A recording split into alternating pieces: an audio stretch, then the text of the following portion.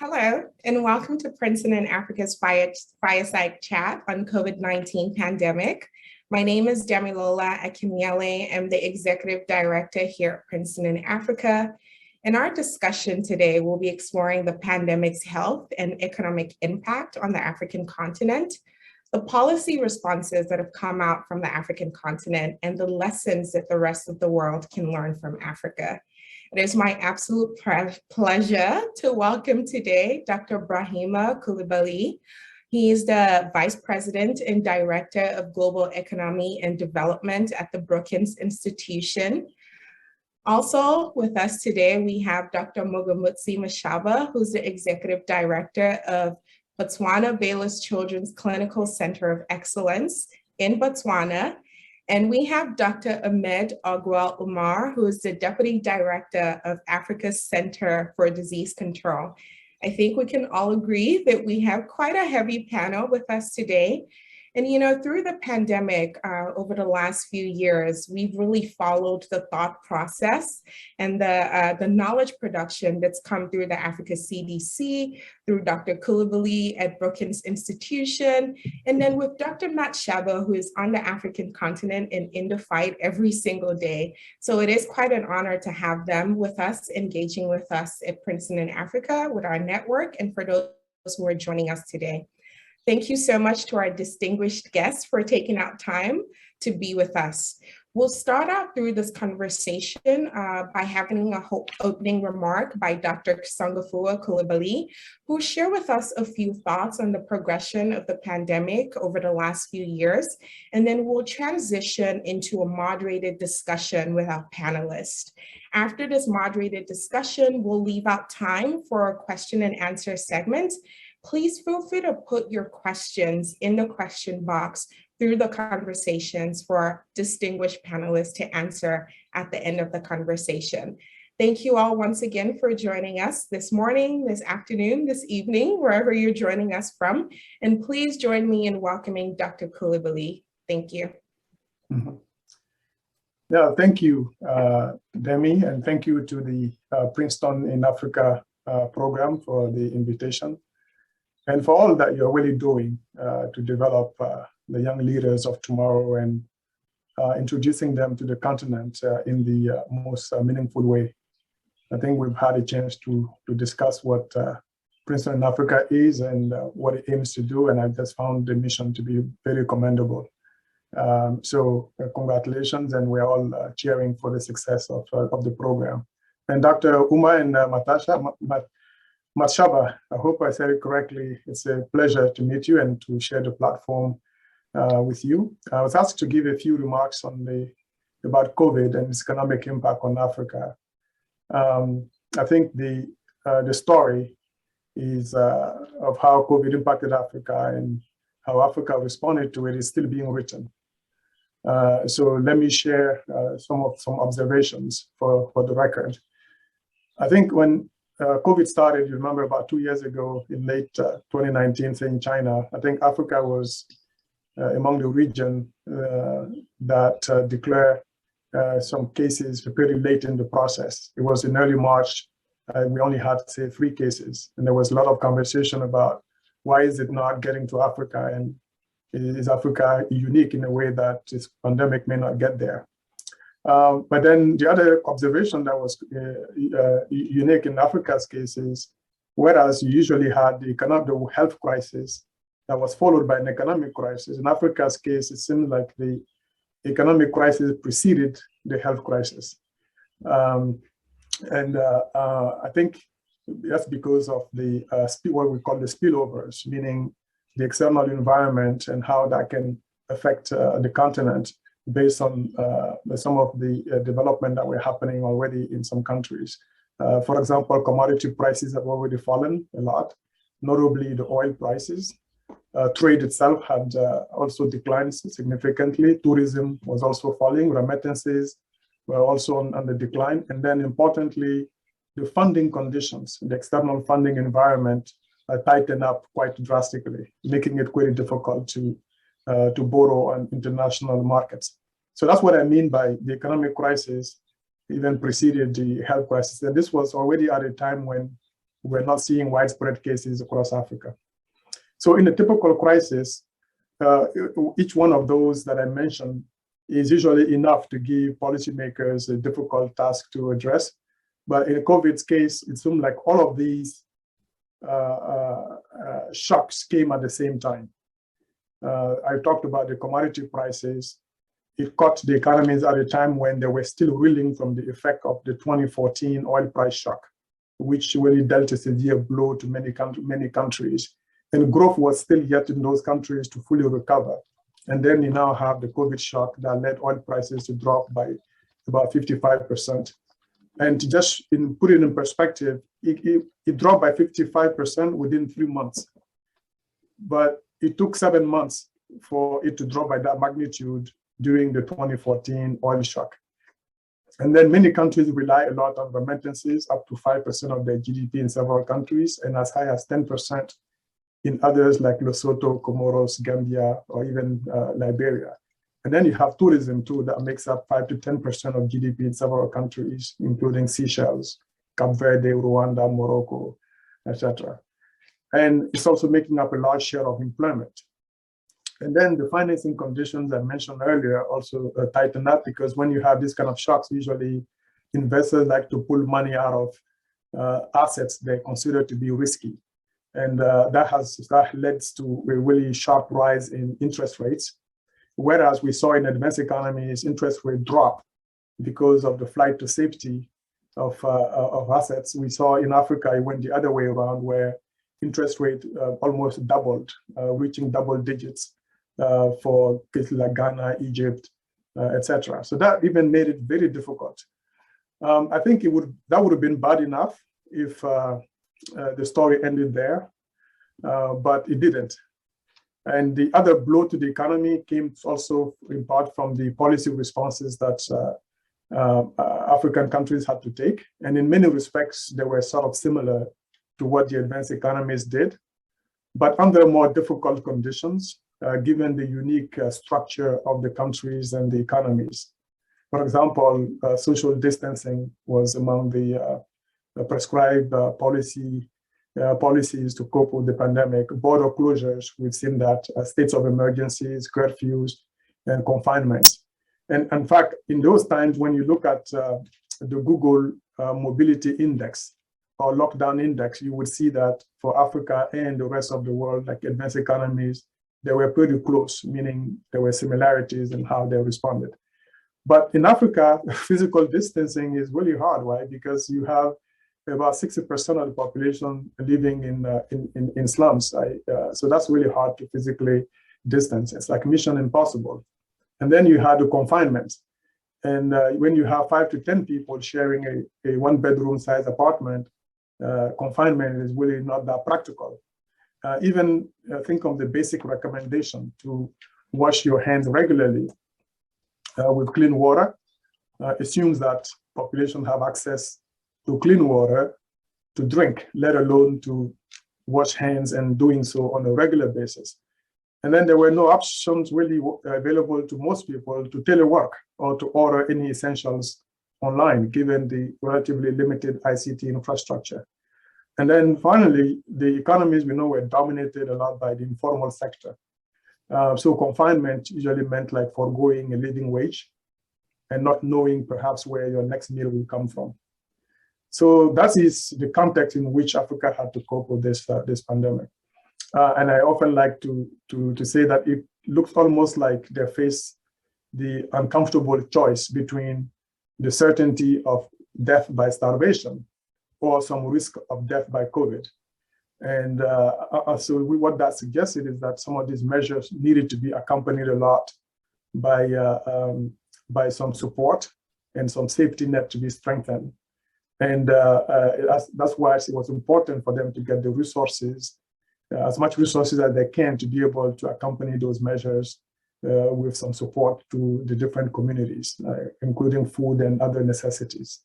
And then we began to see, obviously, some social unrest in Nigeria, South Africa, and elsewhere, because the measures were just becoming untenable.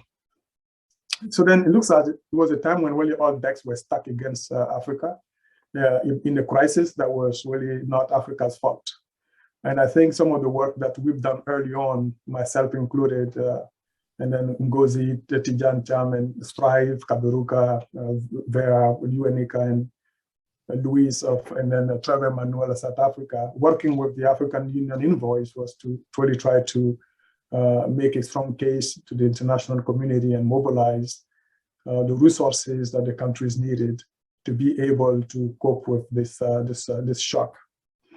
Among some of the actions that were taken, I think we've seen a suspension of the debt repayments by the G20, which was one of our key proposals. And then also the institutions like the IMF and the World Bank were obviously overwhelmed with the side of demand coming from different countries to support. So we made a case there too to bolster resources for the countries and fast track a bit the approval process. And then we'd also ask that the IMF or the G20 triggers what's known as special drawing rights, which are additional tool within the IMF's toolkit to be able to provide more resources to the countries. We didn't get much traction at that time under the Trump administration, but under the Biden administration, things moved a bit in the right direction. And last year, the IMF approved $650 billion in those SDRs, and some of that is now being used, put to good use in providing resources to continue the recovery effort. So then on the economic impact, what this meant is that the region faced a contraction of a little under 2% in 2020. And this was the first contraction it had seen in over 4 decades. So just put things in perspective. But last year, growth rebounded again to positive and not far from 4%, and it looks to continue at around that pace this year. Obviously, there are some countries that continue to struggle, and unfortunately, among them, we have the larger countries like Nigeria, Angola, and even South Africa. But overall, you look at the aggregate, but also at individual countries, the continent is doing relatively well. So behind a situation too of a lot of challenges, there's a positive story too of resilience that the countries have shown in coping with the pandemic. But I think going forward, we need to continue staying the course on the recovery efforts. And let me just flag a few areas, priority areas, and then I'll stop there. The first one, I think, is to be able to make the vaccine as accessible to as many people as possible and encourage them to get vaccinated. And we have some health experts here who can maybe share later the state of play on that. But I think this is primarily a health crisis and secondarily an economic crisis. So I've always maintained from the very beginning that getting ahead of this crisis would require that we get ahead of the pandemic and the health crisis. And I think the vaccine distribution is key. And then on the economic front, I'm concerned about the deteriorated sovereign debt situation across the region. And already, even before the pandemic, about 1/3 of the region's countries were either in or at risk of high debt distress. And I think the pandemic has only just now accelerated that. Some of them are doing okay because there were still some support in place, and including the suspension of the debt servicing. But I think when that runs out this year or later this year, unless there are some additional measures, we might see an even higher debt burden, and many of them can be pushed into sovereign debt crisis. And then I think the post-COVID environment is going to be one that's going to permanently now be a more digital environment in everything that we do. I've always felt like the future was always going to be digital.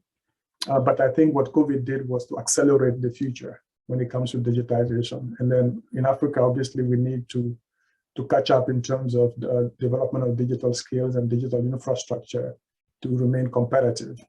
And then the job creation continues to be a challenge. And that was even before COVID. We've had really good growth rate over the past 2 decades, but the growth hasn't translated in as many jobs. And we know we need to create as many jobs as possible, particularly for the growing young population. And COVID has actually destroyed quite a few jobs, so it's made a bad situation even worse. I think these are just among some of the challenges we would need to attend to. But I think the continent is shown in general a really great deal of resilience in the face of this crisis that just hit them from multiple angles. But I think then going forward, we need to step up we need to up our game to not only address the rest of the issues, but to tackle some that have been lingering on even before COVID. So with that, let me stop here and pass it over to you, Demi. Thank you, Dr. Cole, for such a very detailed, overview of where the continent has been over the last 2 years, and even prior to the COVID-19 pandemic. Through your conversation, I heard some things that we've also seen as we're observing this crisis around the world: the collaboration of African leaders and the resilience of the African continent in how we've navigated the health and economic challenges. And I think as we look through the pandemic and just how we've responded, initially, a lot of people attributed Africa's success to chance. So Africa's success with dealing with the pandemic to luck or to chance. And I think this has furthered the narrative and expectation that Africa always fails in every scenario and that we're not equipped to deal with complicated social, economic, or health issues. So as we're going into, this moderated discussion, I'd like to pass the conversation back to Dr. Ouma of Africa's CDC so that you can explore, some of the health, leadership, and policy measures that Africa's CDC has taken through the pandemic, and areas where we've really stepped up as a continent to curb this pandemic.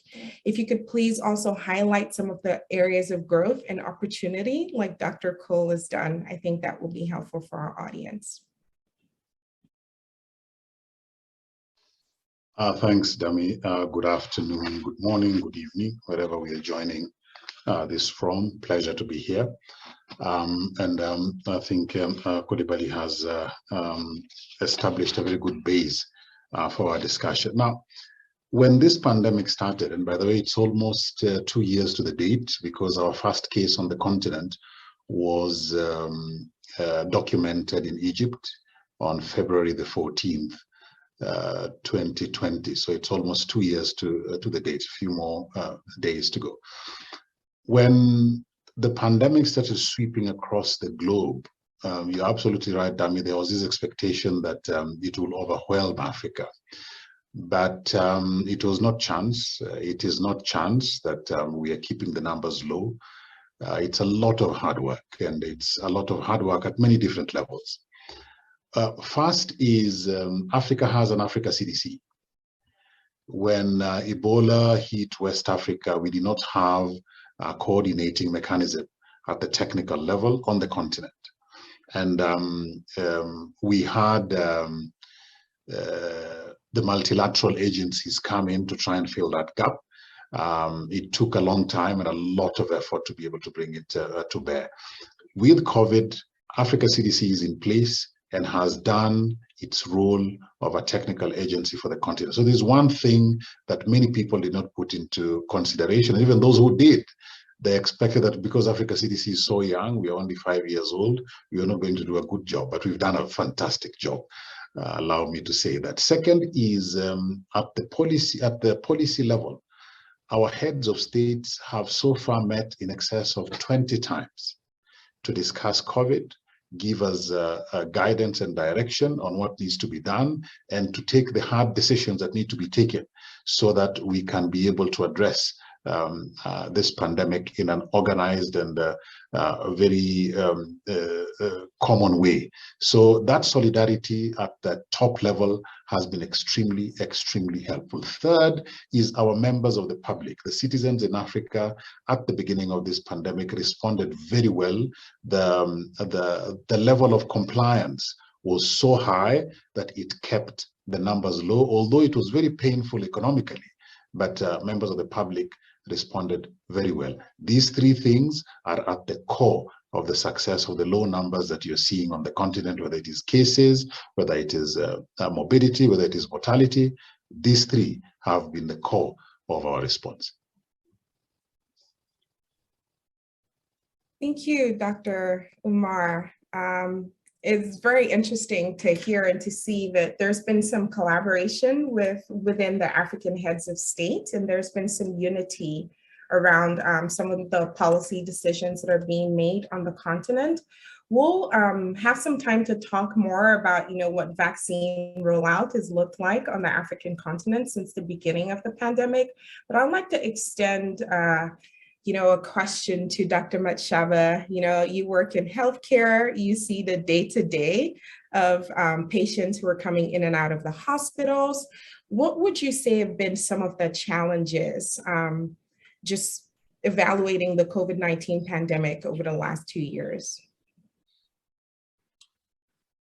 Thank you, Dami and the Princeton group for inviting me. I think I will have to, in addition to your introduction, add my other hat that I wear. I am also the scientific advisor, Presidential COVID-19 Task Force in Botswana. So I've been there from the beginning of the fight. So I'll add perhaps a healthcare perspective, but also add from a governance perspective as well, the other issues that we had to deal with. Because like my colleagues are saying, it's not just a health issue, it's a social issue, it's an economic issue, it's a political issue, and it's a spiritual issue as well in Africa. As you know, we are a complex continent.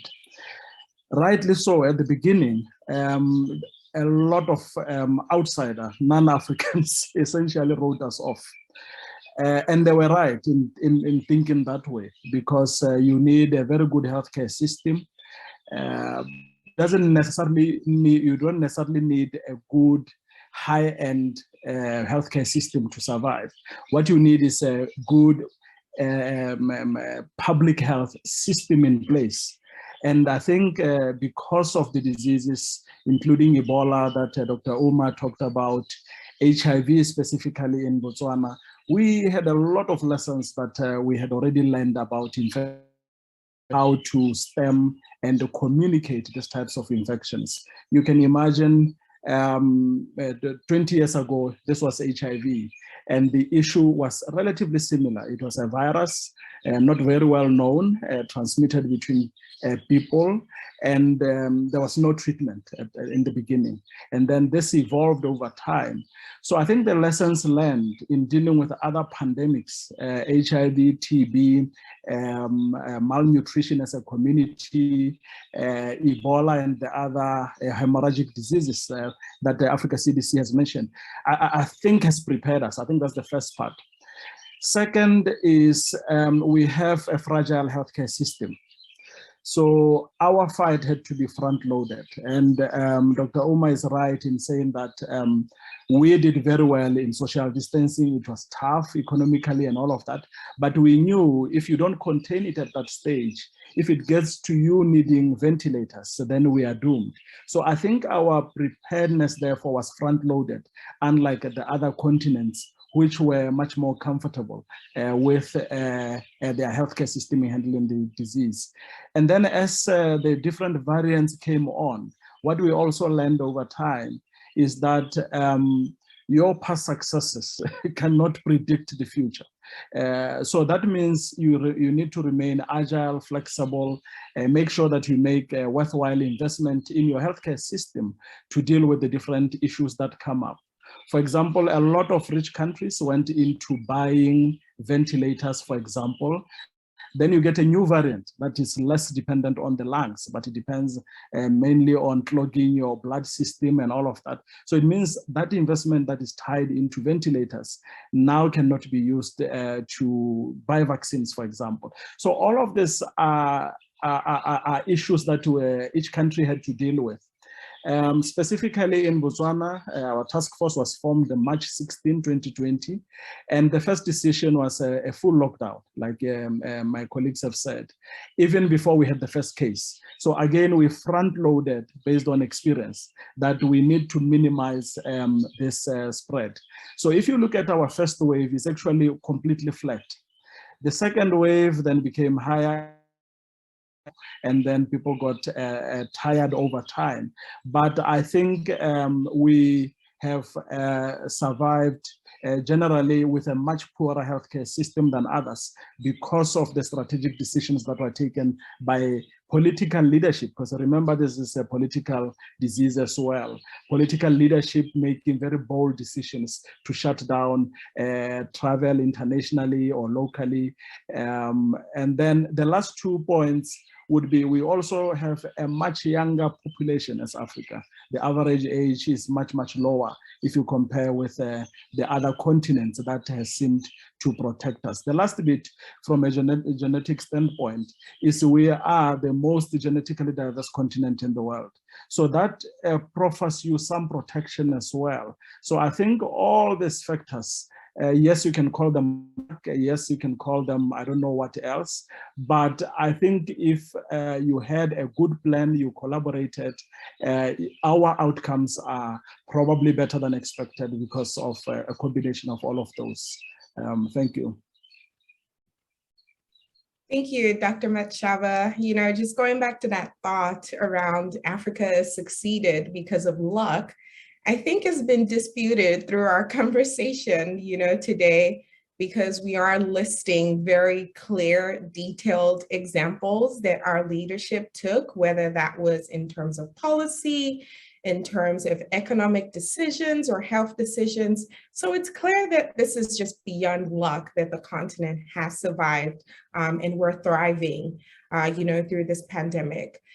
I have, just to go back to Dr. Matshaba's point around a lot of our response on the continent has been front-loaded. So we were able to curtail some of the challenges of the pandemic because of the efforts and systems that we put in place.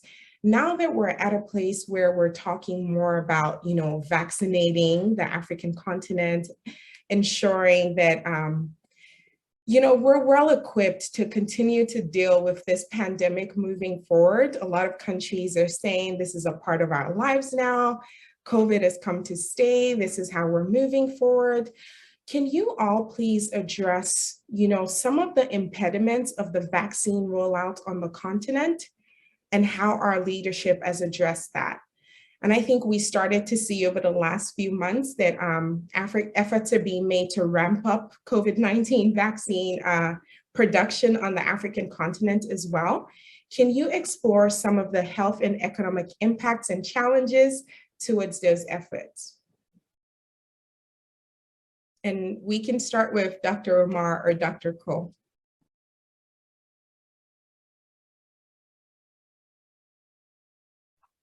Cole, you can go first. Yeah, I can defer to the health expert. Thanks. So, you know, every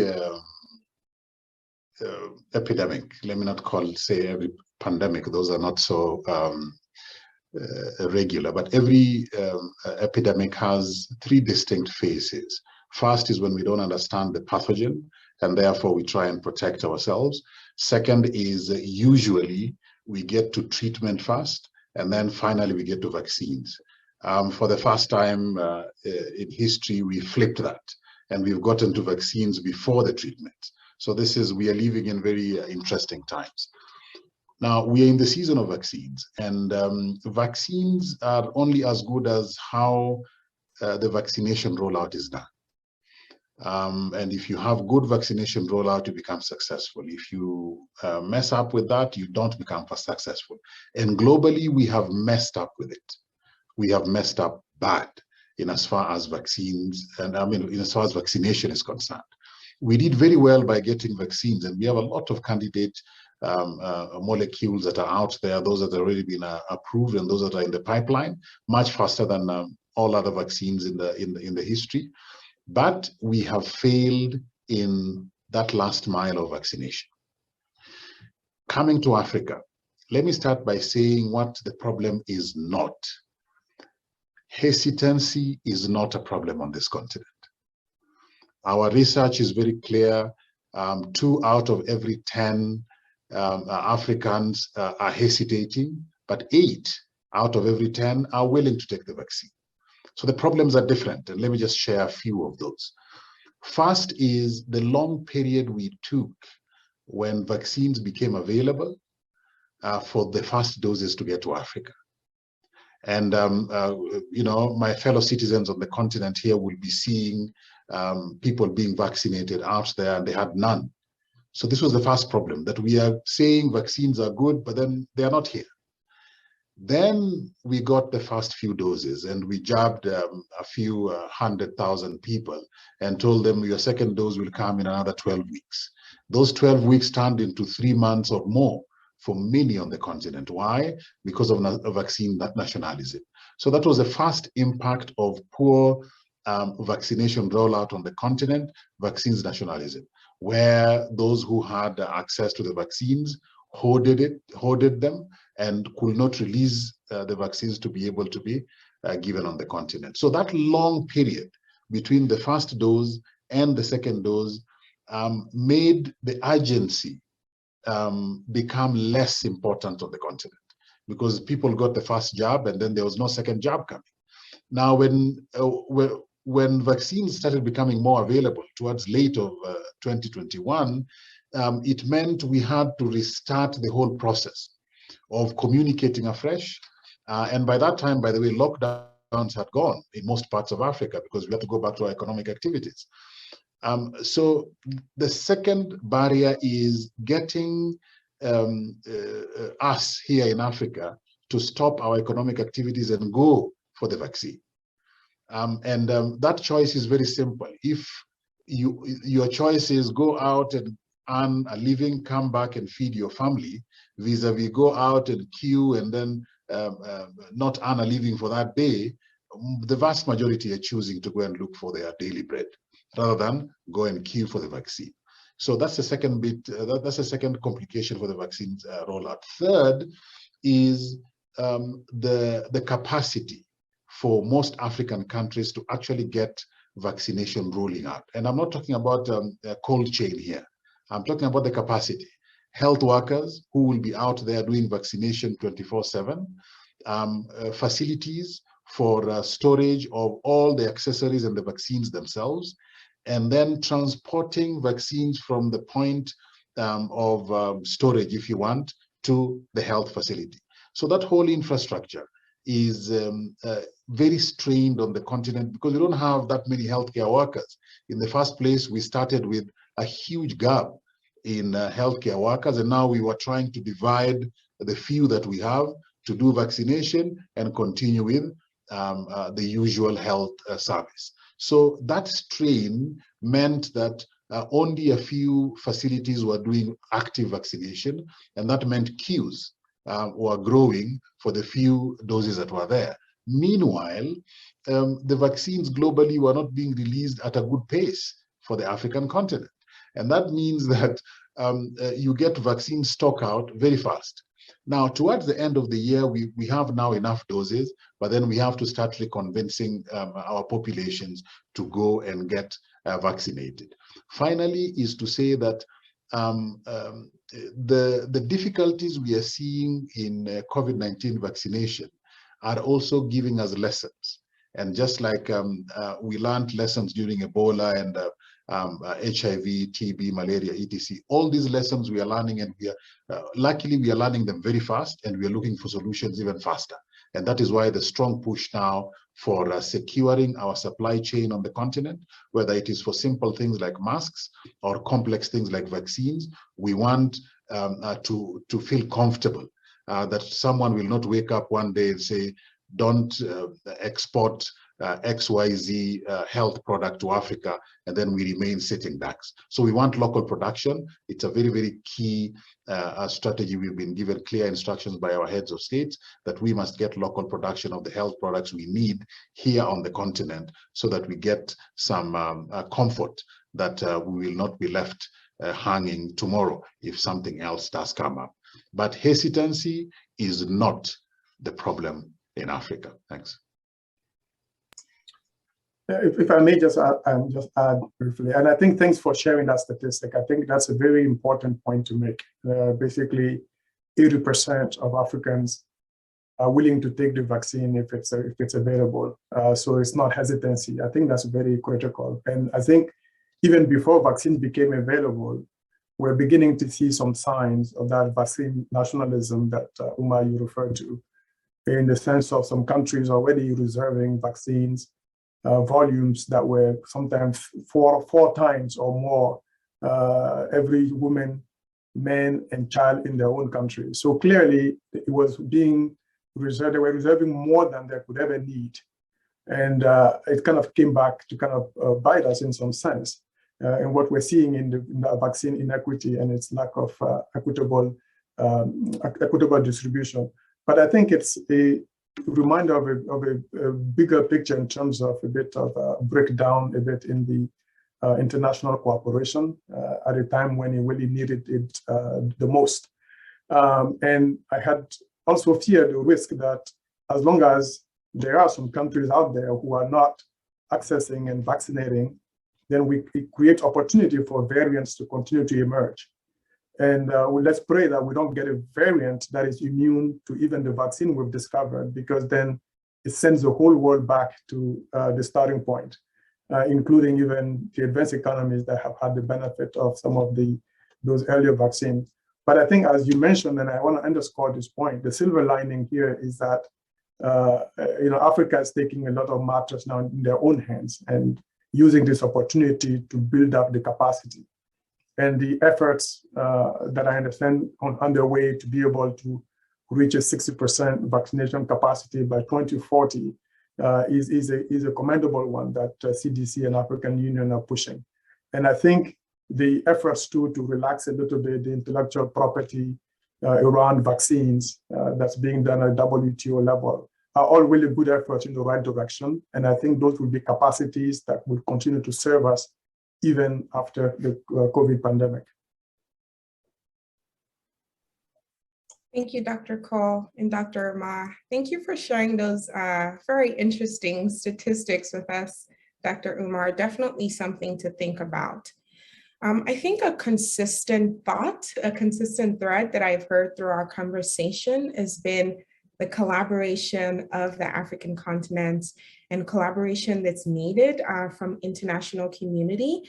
And it seems like even in Dr. Matshaba's experience, you're the executive director of Baylor, Botswana, but you're also consulting for the government from a policy standpoint.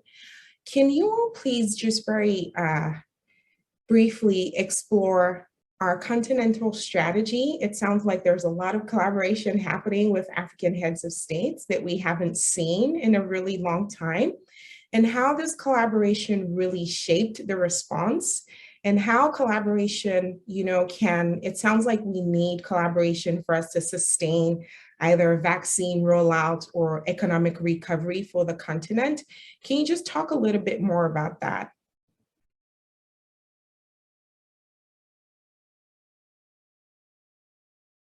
Thank you, Demi, for that.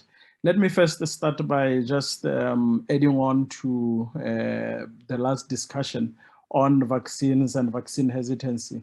Like we shared before, I think while the rollout was going on in the other countries in the West or in the Northern Hemisphere, we were preparing for that day when ours will come. So I think that has helped us, even though it was negative in that we did not get it at the same time, in preparing. In the meantime, it also meant that we became worried about variants and spent quite a lot of energy with yourselves at Africa CDC, the existing collaborations even before. For example, H3 Africa, which a lot of about half of the continent is a member of those consortia that were looking at pathogen genomics and all of that even before. So it's not surprising that the last two variants were discovered by African scientists. So Beta was in South Africa, and then the Omicron was jointly Botswana and South Africa as well, because of all of these collaborations that are in place. So I think the idea has been, we have a very bad situation at our hand. How do we first, one, preserve lives and livelihoods? And two, how do we use this opportunity to fast track our development? And this is not the first time this has happened to Africa. A good example is your cell phone, for example, right? The telephone started, fax, all of that, for almost 100 years before they became normal or common in Africa. And then we jumped from that to cell phones. And that is what we are trying to do with COVID as well. So I think the way we have looked at it has been more positive and more of how do we build a resilient Africa going forward.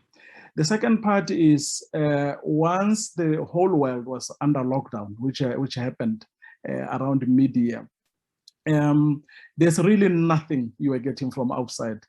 So the question was, how do we then sustain ourselves? So I think it revived that spirit of survival.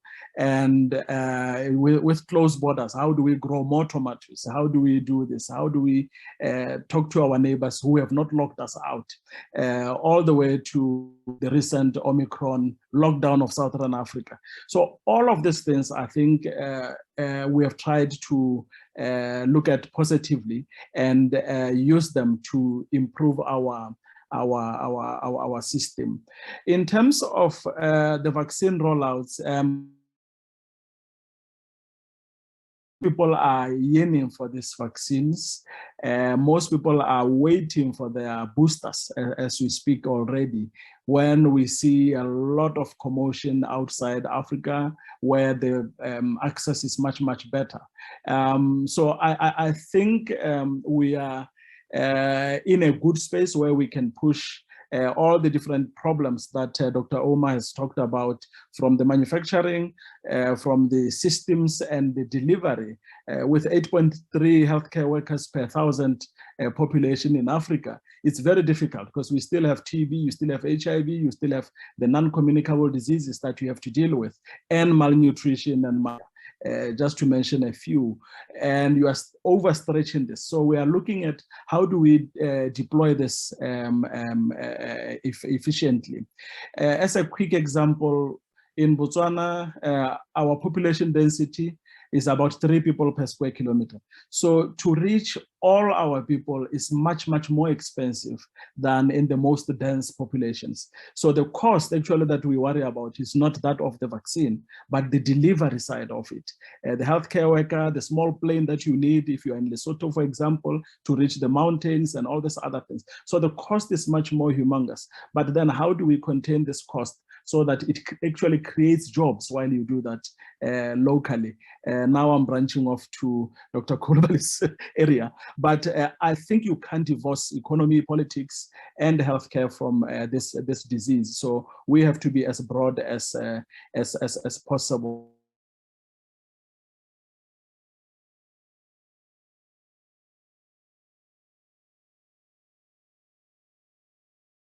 Well, thank you, Dr. Matshaba. I think we can extend the conversation to Dr. Cole.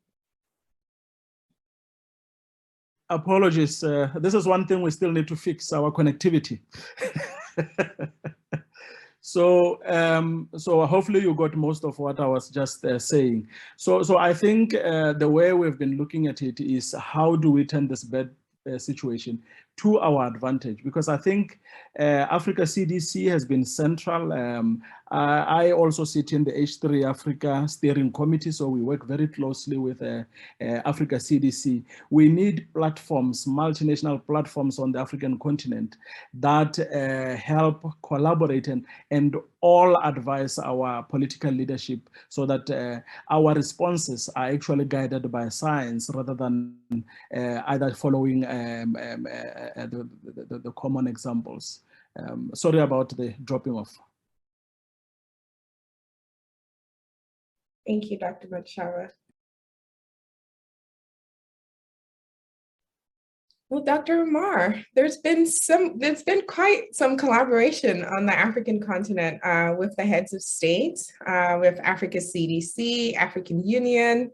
And for most of us who have either grown up on the continent or followed the continent for a long time, it was very refreshing to see that collaboration. Like Dr. Matshaba said, it's the rest of the world shut us out. So now we have to talk to each other and work together. Can you talk a little bit more about that collaboration and how that collaboration has helped us so far with dealing with the pandemic and how that can sustain us moving forward? I would also extend that question to Dr. Cole in terms of economic impact and how we can continue to build jobs and create opportunities on the continent. Thanks, Dami. So the solidarity that we've seen during this pandemic by our heads of state and systematically down the chain to the technical people is, as I said, unprecedented. And it has made a difference in three ways. One is because the leadership of the continent has shown solidarity. It strengthened our model as Africa CDC, where we have a network of, at two levels, we have a network of technical colleagues from across the continent. These are usually directors of national level public health agencies or national CDCs, or the departments responsible for health emergency response in the ministries of health. That network became stronger. And in fact, we were meeting weekly for almost 18 months. We were meeting every week, every Tuesday afternoon for about 90 minutes. We will be meeting to share what's happening at country level, and we learn lessons from each other. So that solidarity at the heads of state level made us do that. Second is we were instructed to form networks of relevant ministers. So when it was lockdowns, we were having conversations on a regular basis. Every 2 weeks, it will be ministers of transport and ministers of health.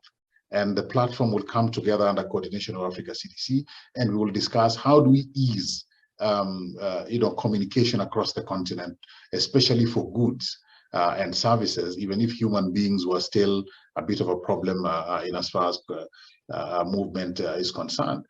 And that brought out a new thing where different sectors saw themselves as partners in delivering public health.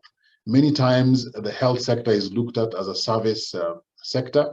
We just consume money. We don't, but this time they appreciated that it's actually an investment that is being done, and other sectors cannot be able to move unless the health sector comes through and succeeds in, for example, controlling this pandemic.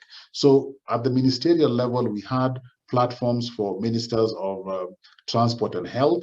And then because at the same time we were mobilizing resources, we had another platform of ministers of health and ministers of finance, where we were talking about how do we get access to all the health products that we need. At that time, everyone was chasing test kits and PPEs.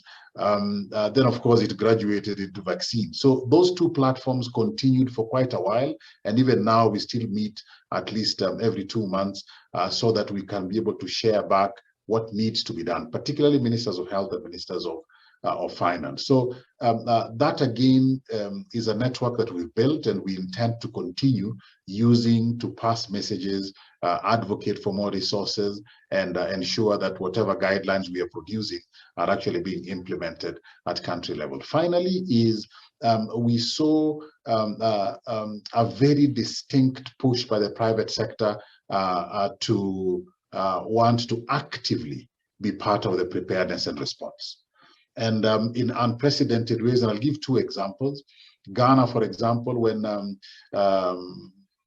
a country I will not name declined to export vaccines to the continent, the private sector in Ghana mobilized $50 million and put it on the table for Africa CDC, get for us vaccines for Ghana. And it was extremely embarrassing that we have 50 million and the the head of state of Ghana will be calling our boss and saying, but we have the money, where are the vaccines? And that gave birth to the Africa Vaccines Acquisition Task Force, which then went out and started negotiating actively with all vaccines manufacturers. In a little while, we got into a very good deal with Johnson & Johnson for 400 million doses, and we started purchasing and delivering that to the member states, a push that came from the private sector because they had the money.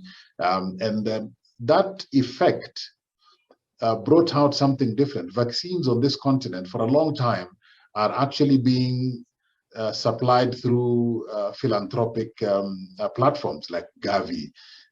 But for COVID-19, we have purchased slightly over half of what we are using on the continent today. So it brought out the realization that we can actually be able to do it ourselves. In fact, the problem we are facing today is not one of money to buy vaccines, but we have the money and there's nowhere to buy vaccines.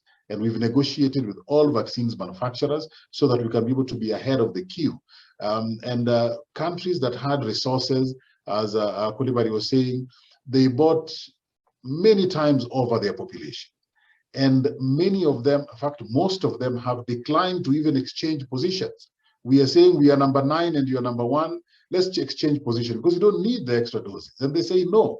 And we must commend the government of the US because we have changed positions twice. With Pfizer and with Moderna vaccines, we have changed position in the US and we were able to purchase significant amounts of those vaccines. So the realization that we can actually be able to do it ourselves was a very refreshing phase of this particular pandemic, because it has ensured that, one, we set up the Africa Union COVID-19 Response Fund, which is actually being, as we speak, replenished by the private sector. And second, we set up the Africa Vaccines Acquisition Task Team, which has negotiated for vaccines. And third, we set up the Africa Medical Supplies Platform, which is really your online marketplace, if you want, so that all products that we need for COVID-19 are on the platform. Governments are given password protected access.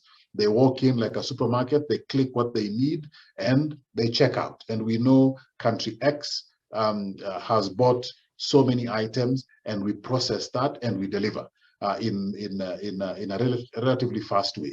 It makes life easier for the countries because they don't have to go negotiating and signing off contracts with the suppliers. We have done that already. So, and as Africa CDC, we don't need to sign any agreements with our member states. So they come, they purchase, and then we provide those particular items in a timely manner to the countries. So we have seen the solidarity at the top translating all the way to the technical teams, and we have different work streams. There are about 7, and those work streams meet every week. From the time the pandemic started until today, they are all meeting on a regular basis, sharing, planning, designing things that are appropriate for Africa, and that is how we have stayed relatively ahead of this pandemic compared with what had been expected. And all that came because of the solidarity that started with our heads of states and has translated to a lot of positive adaptation of that solidarity at different levels, all the way to the technical colleagues. And we intend to keep it like that. And it's a lesson that we are going to carry through for any other outbreak or epidemic, indeed pandemic, that may come in the future. Thank you, Dr. Ouma. Very well done to the Africa CDC. I'd like to hear from Dr. Cole. And the chat box is now open. If you are connected on this conversation and you have any questions for our panelists, please feel free to put your questions in the Q&A box at the bottom. Mm-hmm. Dr. Cole. Yeah, if I can even pick from and share one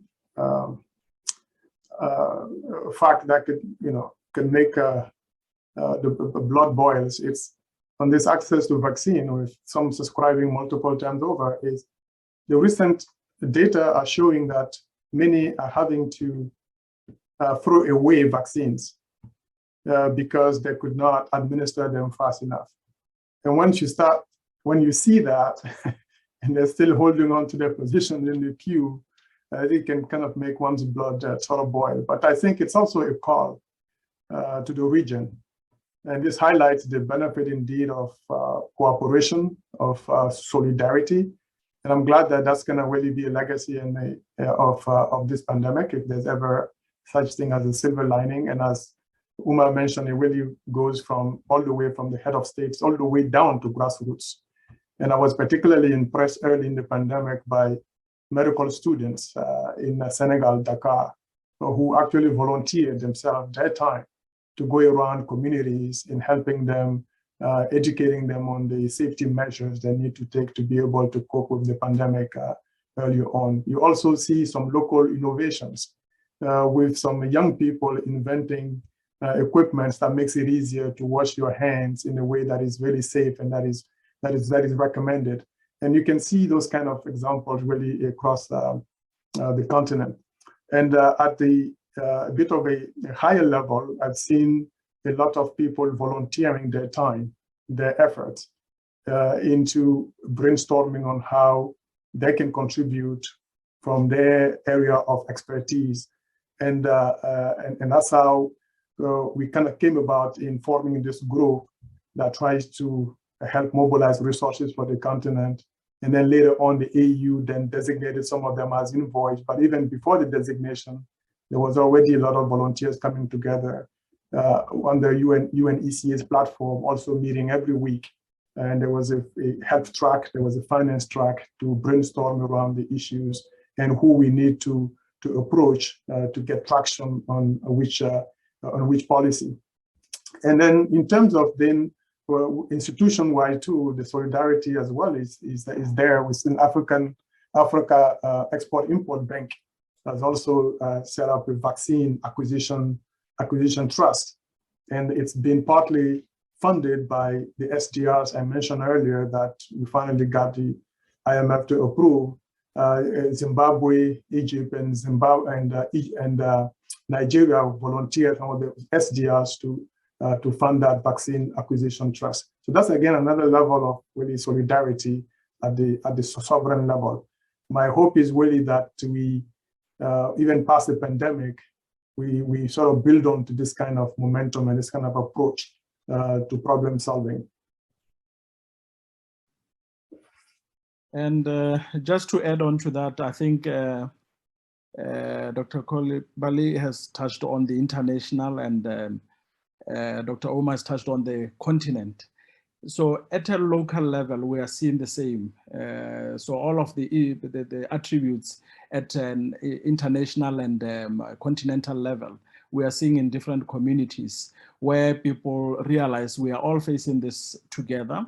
If my house is on fire, my neighbor should come and help me and vice versa. So we saw for the first time, I think, people who have been vilified in the economy, mainly the private sector as profit-driven, coming on board and assisting local governments, provincial governments in different countries to tackle this. A good example being in one of our best tourism areas, where the tour operators converted their tour guide vehicles into ambulances and for free, and assisting government and availing their staff for vaccination, taking people to very hard to reach areas, those with planes and all of that, again, without expecting anything in return. So the solidarity that Dr. Ouma is talking about, the innovation and all of that has also translated locally in places where you never thought you will see businesses and government and civil society working together. So I think as lessons learned from this pandemic, those need to continue, because that's how you tackle problems. It's not for government alone or civil society alone or private sector, but for all of us to work together. At a much more regional level, we saw countries now comparing notes, task forces in all these regional neighbors coming together and harmonizing through different platforms that have been mentioned before. And this allowed a regional, at least, response that saw a controlled introduction of this infection in the region. And again, my wish is we continue and maintain this. We continue and support digitalization and digitization of systems, which has made it much easier as part of the lessons learned from the pandemic. Thank you, Dami.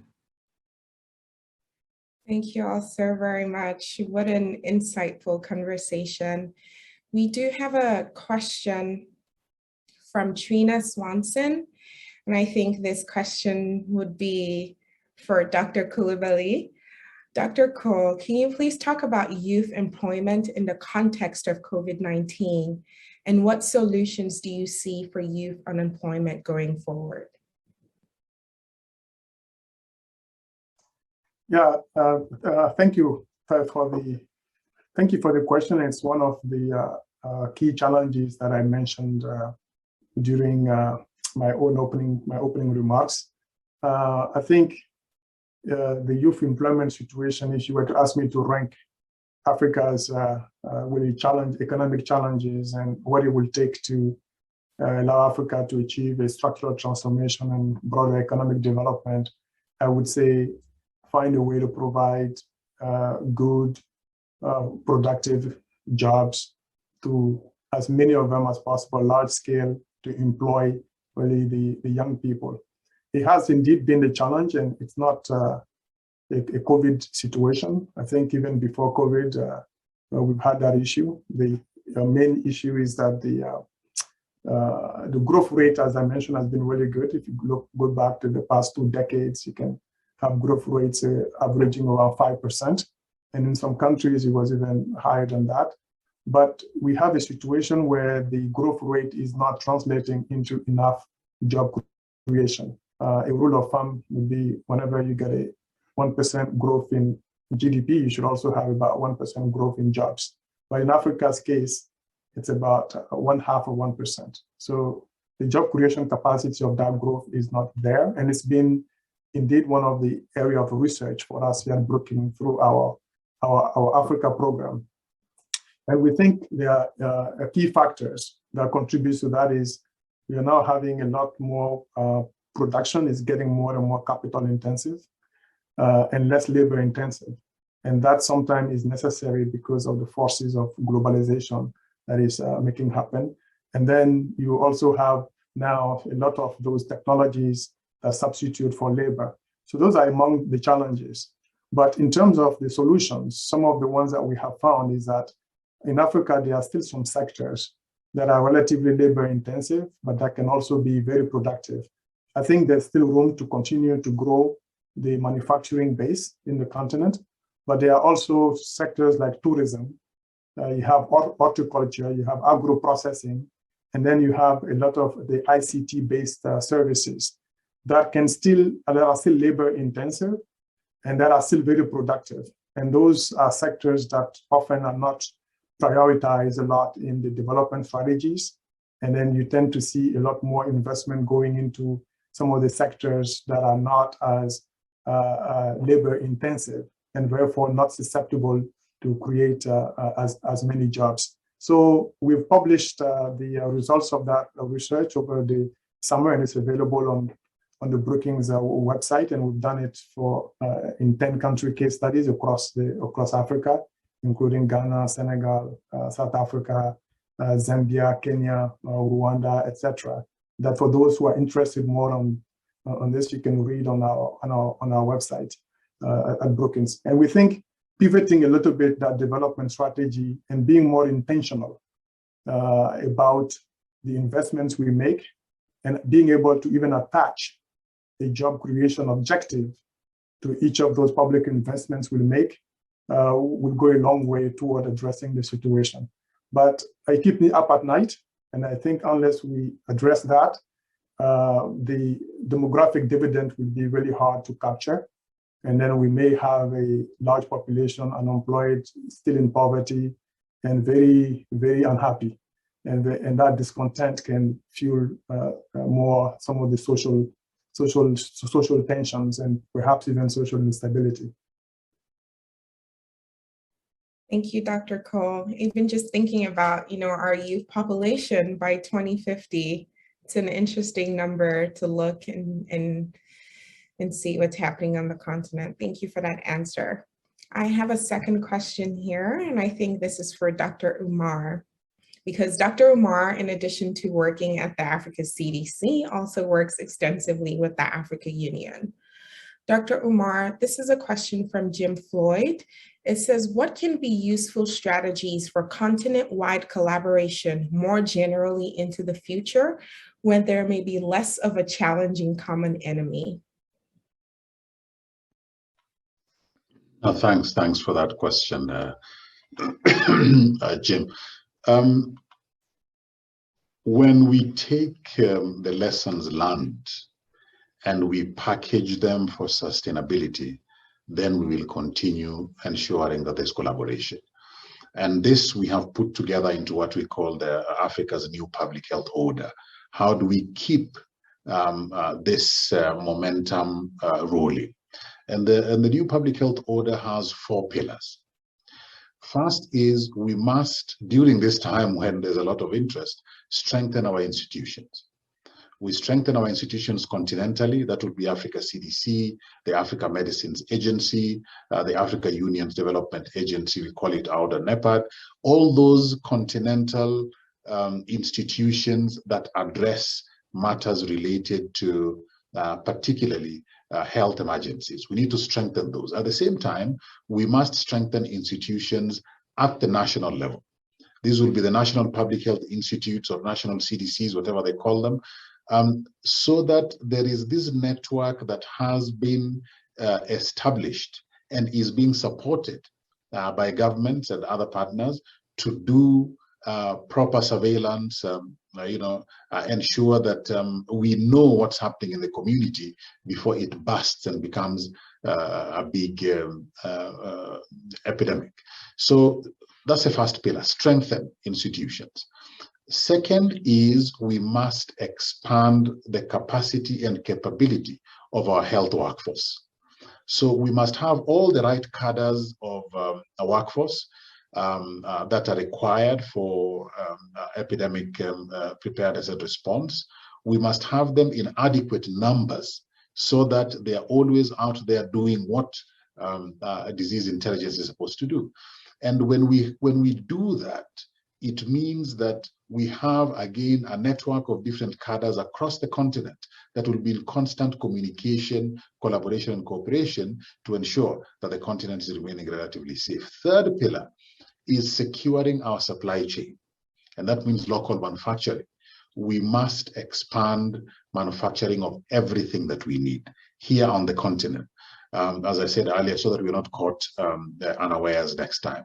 Finally is partnerships. And partnerships are divided into 2. There are partnerships at the local level, as Matshaba was saying. Locally, we have seen partnerships growing. So we need to strengthen those so that domestic funding and domestic financing for these activities are the basis of beginning. Any other funding and financing that may come, it comes as in addition, not that we wait to be supported all the time. So domestic financing as an output of national level partnership. And then beyond the nation, beyond the continent, all other partnerships must be able to respect and respond to priorities of the continent. So we set our priorities, and our friends will then be able to support us in addressing those priorities after we have secured domestic financing ourselves and our own domestic resources to start planning and responding to whatever emergency we may be able to have. So these 4 pillars is really what would keep the spirit and the momentum of the solidarity that has been built now moving forward, becoming stronger, and addressing the challenges of the different pathogens that may be able to come up on the continent. Thanks. Thank you, Dr. Ouma. I have a question. I'll extend this to Dr. Matshaba and maybe Dr. Ouma as well. So this question is from Kamila Ratchabova. She says, thank you so much, panelists. My questions are, How do you continue to incentivize people in the public with the reality that this pandemic will coexist with us for a long time? And how does that resilience change with the familiarity and comfort living and the comfort of living among or with COVID-19? Have there been lessons learned from dealing with other epidemics such as TB or HIV that can inform this decision? No, thank you for that question. I think it's an important one because as much as we talk about what we will achieve going forward, it's only possible if we can maintain this momentum. So at a population level, if you look at other infections, HIV, TB, we've been with HIV now for almost over 20 years, essentially. And people do get tired along the way. They become complacent along the way. They get used to it. You develop better treatments or vaccines, and it becomes less of a threat to life. But I think education and community engagement is really important in building trust in the healthcare system and trust in the leadership. Because I think when you are alone and faced with a decision of whether to go out and get your daily bread, like was mentioned earlier, or get a dose of a vaccine, that decision can only be changed by fully understanding the consequences of each choice as you go along, and in the process learning how to live with it. We found that the perception that Omicron, for example, is much milder has worked against the appetite for getting more people vaccinated.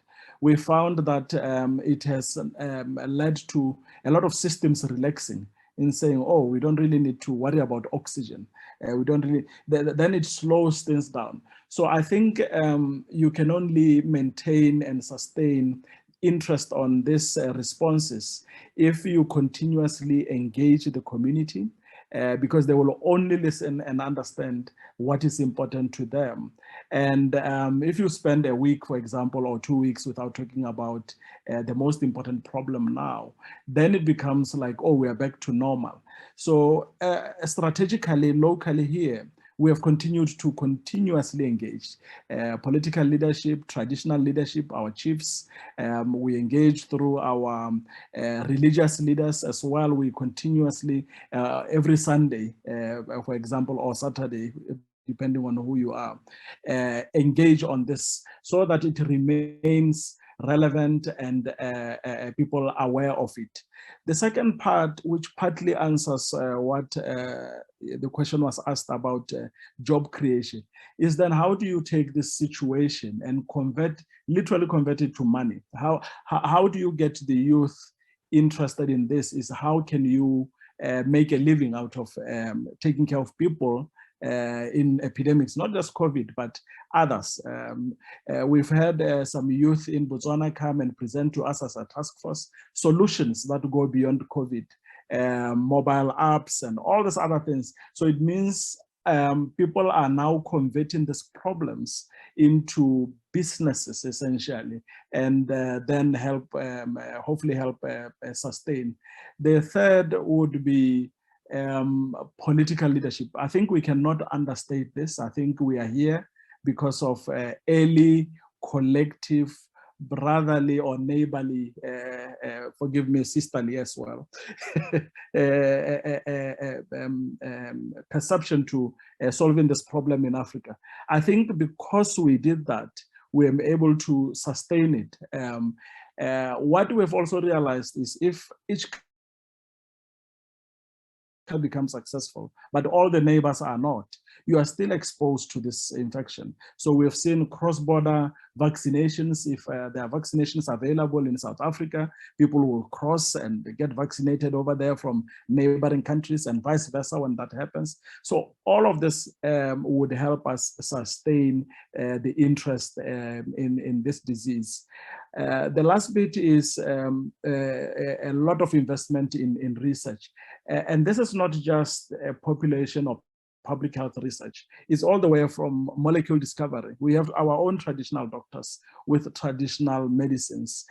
Can we convert that to patentable molecules that actually may be better than your mRNA vaccines? It's possible, but because we don't have a structure that systematically drives this innovations, African innovations, to the level where they can be accepted by the rest of the world, we lose out, and you are sitting next to a treatment in whichever country you are in Africa and waiting for a vaccine to come from elsewhere. So I think there are multiple different ways. There's no one solution, but you need multiple angles to sustain this and continuously improve the response. Thank you. Thank you, Dr. Matshaba. I have a follow-up question from India Richa. She says, scientists in Botswana and South Africa were the first to identify the Omicron variant by having a strong surveillance system in place and sharing their news quickly. What can other countries learn from this surveillance system in order to respond faster to the next variant or the next pandemic?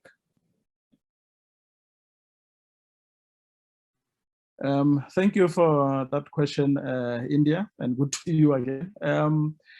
I think it's an important question. I think late last year, when the first variant, the Alpha variant, was described, the two countries in the South, essentially, we were in constant communication and collaborated and came up with a genomic surveillance plan, which initially will start with COVID, but over time will expand to other pathogens as well.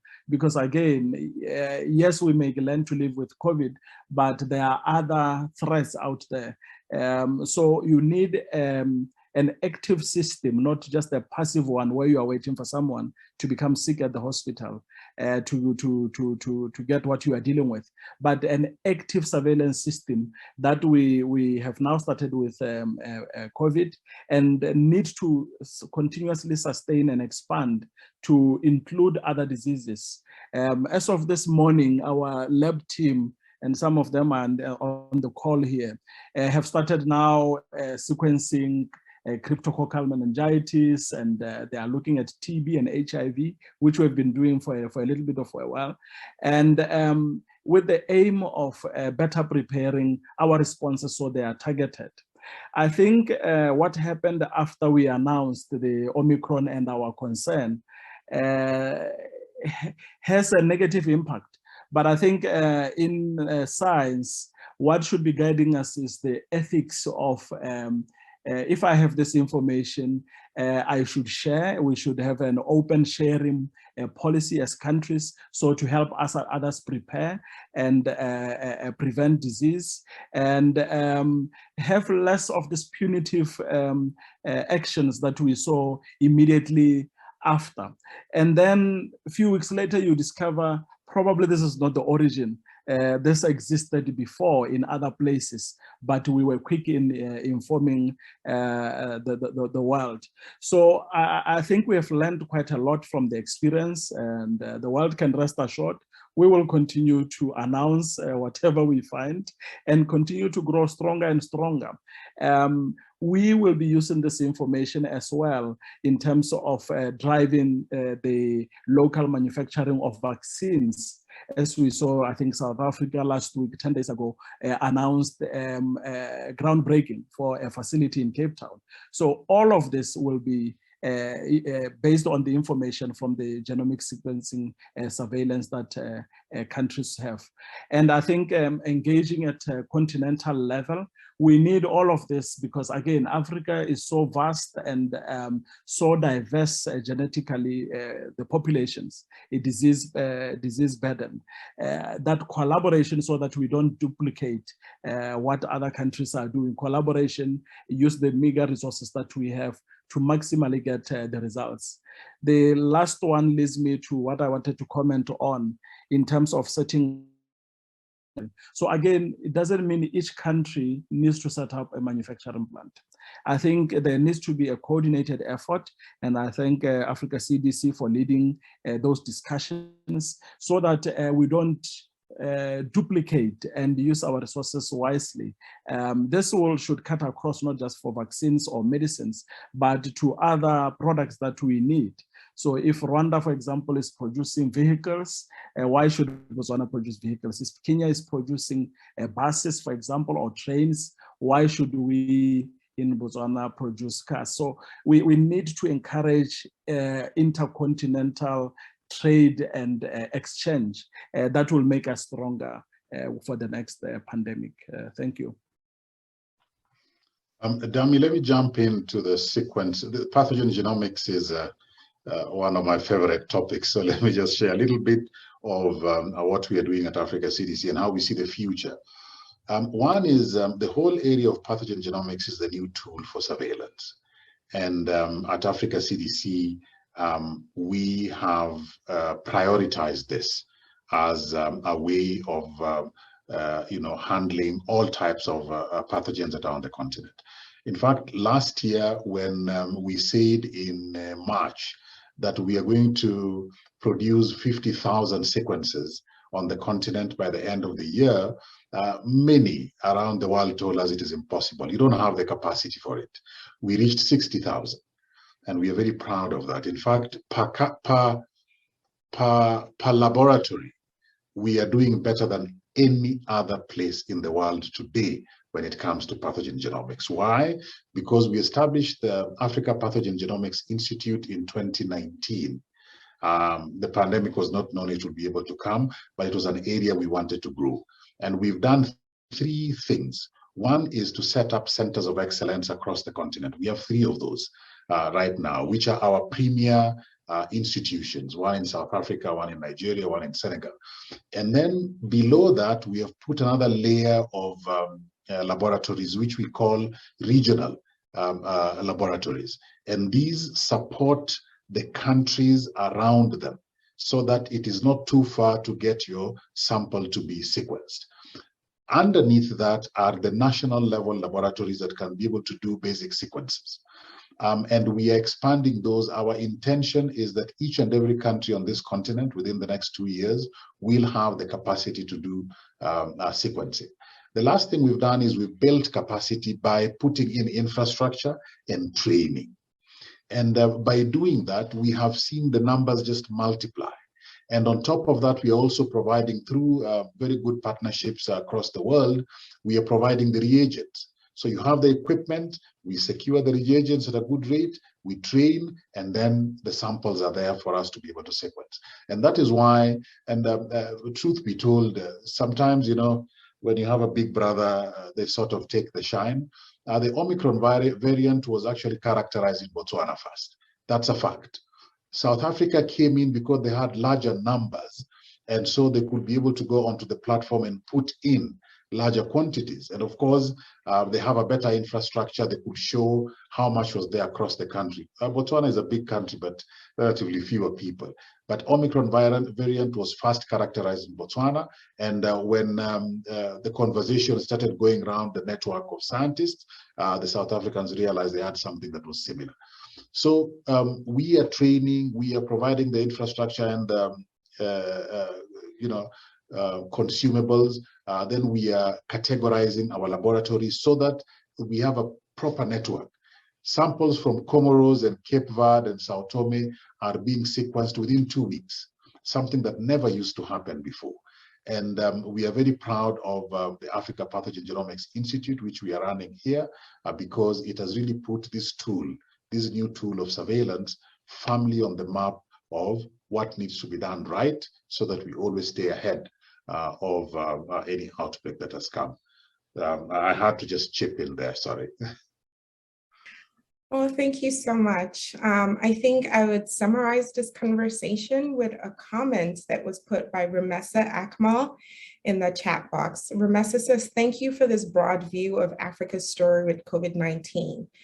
Difficult as it has been for many, it has put healthcare on par with national security and economy. I hope that there will be books written that detail the lessons learned and help us to keep healthcare at the highest level of consideration in Africa. You know, through our conversation today, Dr. Ouma, Dr. Coulibaly, Dr. Matshaba, we have, in my opinion, demystified what's happening on the African continent. We've explored African resilience, solidarity, and expertise through our conversation. We've seen that spirit of Ubuntu that we typically talk about when we talk about the African continent. We've talked about the Africa Vaccine Acquisition Task Force that has 400 million doses ready, and really explored that vaccine hesitancy is not a problem on the African continent. We've seen that as a way for sustainability moving forward, we are focused on building the capacity of our healthcare workers, of our facilities, of our institutions, and African head of states. They're on board with these decisions that are being taken.